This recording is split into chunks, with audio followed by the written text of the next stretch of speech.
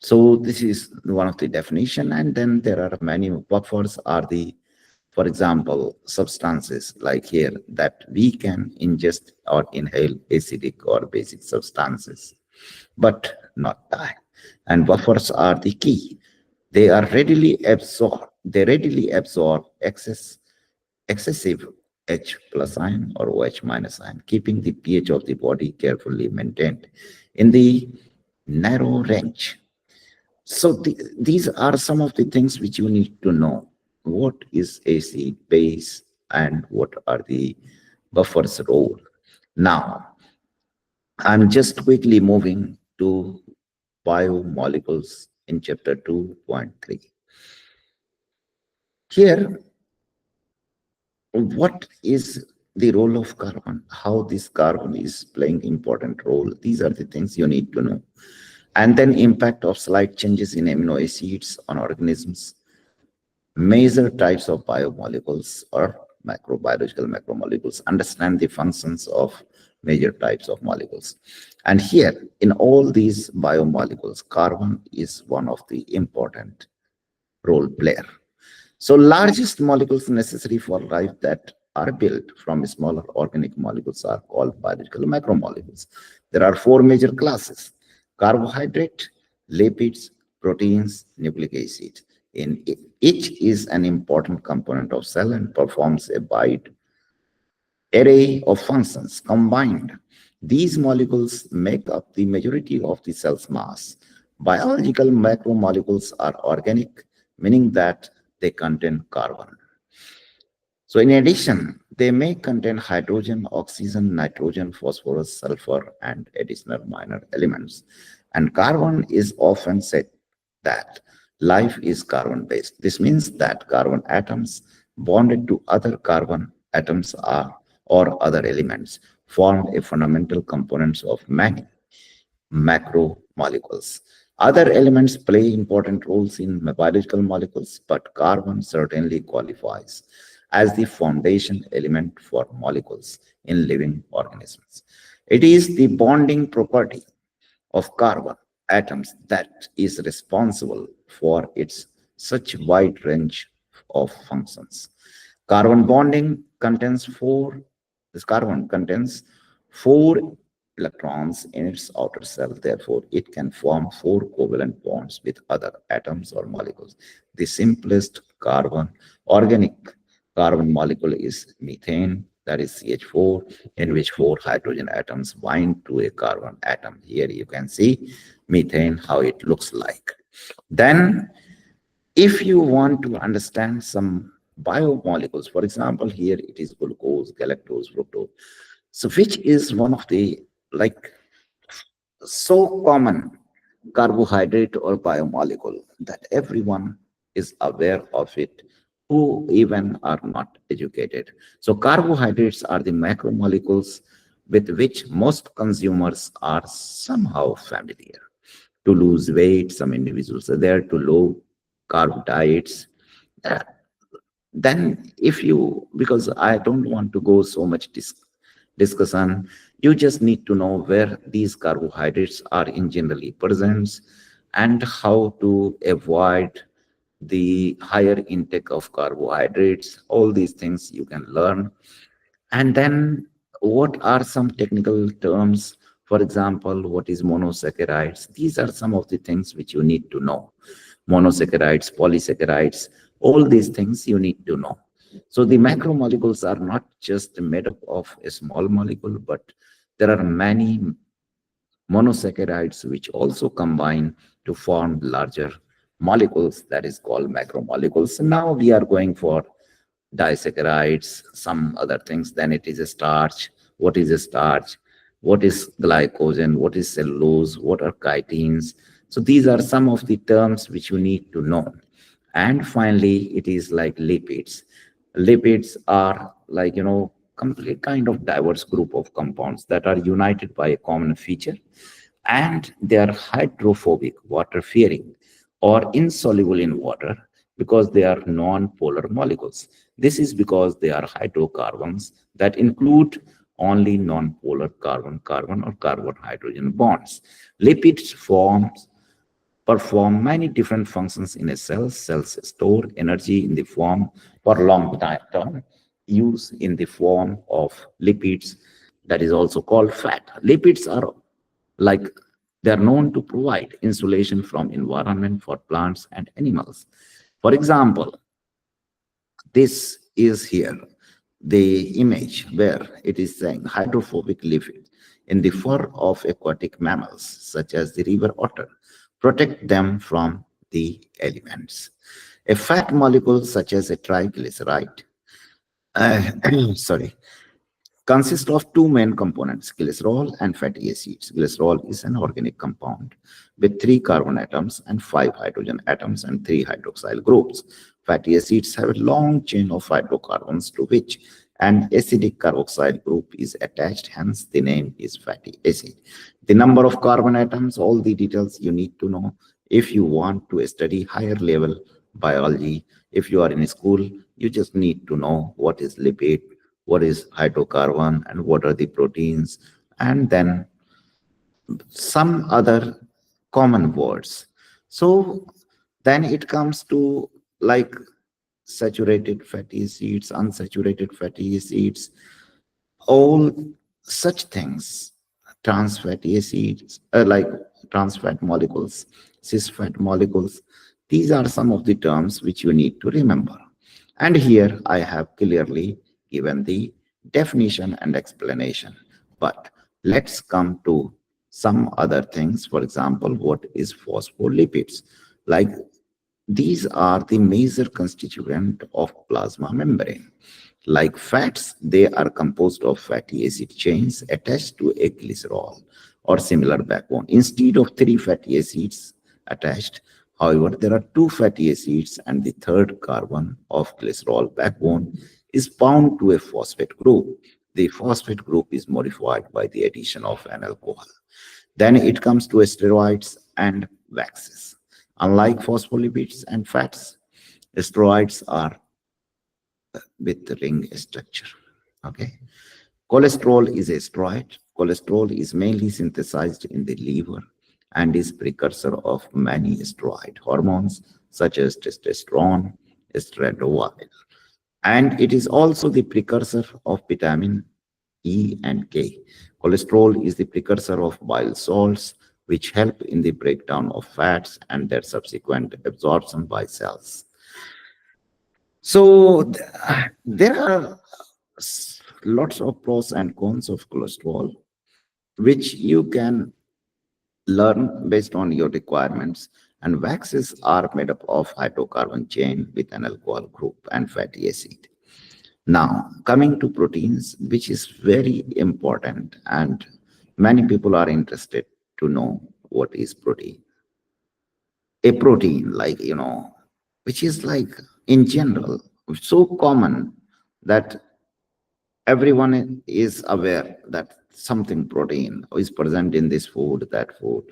So, and biologically, it is so important that it is associated with many human diseases directly. Proteins are one of the most abundant organic molecules in living organisms and have the most diverse range of functions with respect to other macromolecules. Proteins may be structural, regulatory, contractile, or protective. They may serve in transport, storage, or membranes, or they may be toxins or enzymes. Each cell in a living system may contain thousands of different proteins, each with a unique function. Their structures, like their functions, vary largely. They are all, however, polymers of amino acids arranged in a linear sequence. So the proteins are having different structure, primary structure, secondary and tertiary structure. Then it comes hormones, which are like chemical signaling molecules, usually proteins or steroids secreted by an endocrine gland or a group of endocrine cells that act to control or regulate physiological processes, including growth, development, metabolism, and reproduction. So insulin is a protein hormone that maintains blood glucose levels. Proteins have different shapes, as I mentioned. and molecular weights. Some proteins are globular in shape, and others are fibrous in nature. What I am going to say, what is the building blocks of protein? And that is amino acids, which is like you need to know in clear way. There are 20 amino acids, and each amino acid present in protein changes or could impact the biological function of protein. So here, amino acids are the monomers that make up protein. Each amino acid has the same fundamental structure, which consists of a central carbon atom bonded to an amino group, a carboxyl group, and a hydrogen atom. Every amino acid also has another variable atom or group of atoms bonded to the central carbon atom, known as the R group. The R group is the only difference in structure between the 20 amino acids. Otherwise, the amino acids are identical. And this R group, you can see here, this is R, here CH3, here CH3, CH3, CH3. So this is which makes one protein different from another protein. So this is the fundamental structure. And depending on the R group, you can name whether it is alanine, valine, leucine, isoleucine, aspartic acid, or whatever amino acid is. Then there is another terminus called C terminus. So that is carboxyl group. So N terminus and C terminus. There are two terminal, and one terminal is N terminus, that is NH2 amino group, C terminus carboxyl group. Now, you can move to protein structure, how the proteins could look like. I'm not going to discuss about the protein structure text here, but I am going to discuss how the primary protein structure could look like. So this each bead is representing one amino acid, and then this is like this kind of structure is called protein primary structure. Secondary protein structure could look like here, like alpha helix, beta plated sheet. Then tertiary protein structure like beta plated sheet and alpha helix could be present something like this. Quaternary structure is also quite known, and here protein consisting of more than one amino acid chain. So you could read this. What is the difference between primary protein structure, secondary protein structure, tertiary, and quaternary protein? So primary is just linear structure, you can say, and secondary structure is where hydrogen bonding of the peptide backbone causes the amino acids to fold into a repeating pattern, which you can see here. Then it comes to 3D structure of protein, three-dimensional folding pattern of a protein due to side chain interactions, and which you can see here. Then it comes quaternary. So is like protein consisting of more than one amino acid chain. So these are the four levels of protein structure which can be seen in any organism, and each structure has different significance. Now, what is nucleic acid? Like this is one of the most critical thing, or you can say genetic control of life. What information you want to pass from one organism to another, like one offspring to another.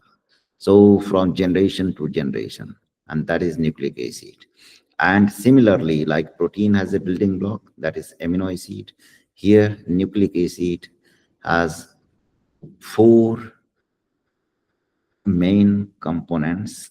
Of course, fifth one is also there, and that is called base A, T, G, C, and U, that is uracil. So adenine, A, guanine, G, cytosine, C, thymine, T, and then U for uracil, which is mostly present in RNA. So that is another thing which you need to remember or keep in your mind. What and where are an uracil is present, what is the significance of uracil, why DNA and how DNA structure is different from RNA structure, what are their functions. So there are two main types of nucleic acids. One is called DNA and another is called RNA, deoxyribonucleic acid and ribonucleic acid. These is here. DNA is the genetic material which is present in most of the living organisms, ranging from single-celled bacteria to multicellular mammals. The other nucleic acid is RNA, which is mostly involved in protein synthesis. DNA molecules never leave the nucleus, but instead use an RNA to communicate. And the other types of RNA are also involved in protein synthesis and regulation. DNA and RNA are made up of monomers known as nucleotides. And the nucleotides combine with each other to form polynucleotide, that is DNA and RNA. And those nucleotides are, as I mentioned, that is clear here. So now each nucleotide, each base, what you want to learn, how the structure looks like, what are the potential role and how many bonds are formed between the bases. So now we are going for basic introduction about double helical structure of DNA. So DNA has a double helical structure, which you are seeing here, composed of two strands or polymers of nucleotides. The strands are formed with bonds between phosphate and sugar groups of adjacent nucleotides. The strands are bonded to each other at their bases with hydrogen bonds, and the strands coil about each other along their length. Hence, it is called double helix. Now, alternative sugar and phosphate groups lie on the side of each other, forming the backbone of the DNA. The nitrogenous bases are stacked in the interior like the steps of a staircase, and these bases pair. The pairs are bound to each other by hydrogen bonds. The bases pair in such a way that the distance between backbones and of the two strands are same all along the molecule. So one more thing I want to add, and this everyone should know, whether school students or college students. So A could bind with T with and with double bonds, and C could bind with G with triple bond. So C with G triple bond or G with C, A with T or T with A with double bond. So this is how they bind with each other. Now, there are key terms which you need to know. If you have understood what are the purpose of this entire chapter, then you need to be aware. If you have listened carefully or if you have been through this chapter, then you must be able to learn and memorize some of these key points, definitions. For example, acid, base, carbohydrate, macromolecules, protein, fat, lipid, and many. What is polypeptide? What are the amino acids? What are the nucleotides? And what are the different types of nucleotides? What is DNA? What is RNA? So these are the definitions which you need to know. And also, like, there are some of the mistakes which you make during question answers, especially multiple choice of question, that hydrophilic, hydrophobic, what is the property of water in life, what are the use of water molecules. So what is here, like, you need to learn the technical way, more scientific and more logical question and answers. So for this, you need to understand the entire chapter properly.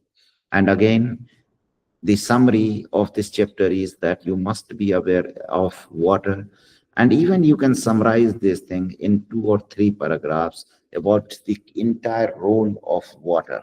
So what is water? What are the roles of water in our life or any living organisms? Why such a huge percentage of water molecule is present?